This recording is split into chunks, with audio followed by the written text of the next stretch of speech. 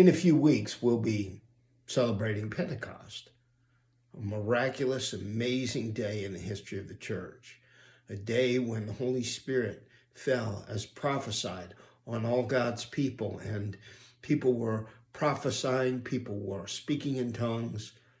Amazing display of power.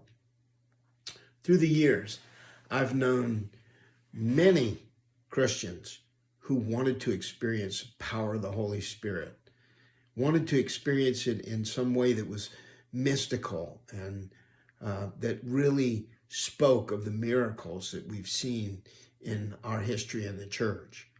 They wanted to be able to lay hands on and pray for people. They wanted to be able to speak in tongues. They wanted to be able to prophesy, to know God's will and God's future and have a voice for the church. And so many of them prayed for the power of the Holy Spirit. Many of them asked others to lay hands on and pray for them to have the power of the Holy Spirit.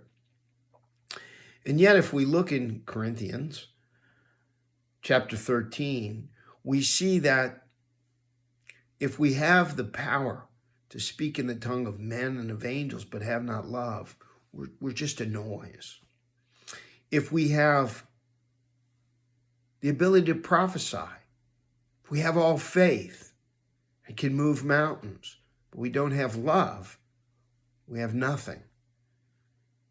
If we have faith such that we can give everything we own to the poor, but we don't have love, it's not genuine. It's not within the scope of Christ's love and care.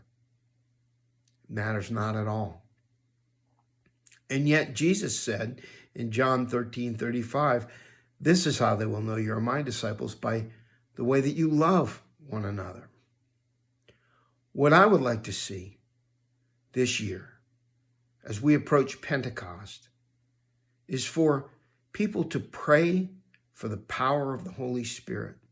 Pray for the power of the Holy Spirit to fall on them, that they might find the strength and the courage to love as Jesus loved, to care for others with a sincerity of heart, to want to be peacemakers, to hunger and thirst for righteousness. If we're going to pray for the power of the Holy Spirit, if we're going to experience Pentecost, then let's go for the best. For we're told that these three remain: faith, hope, and love. And at the greatest of these is love. This Pentecost, may you be thoroughly blessed by God's Holy Spirit, and may you receive the power to love.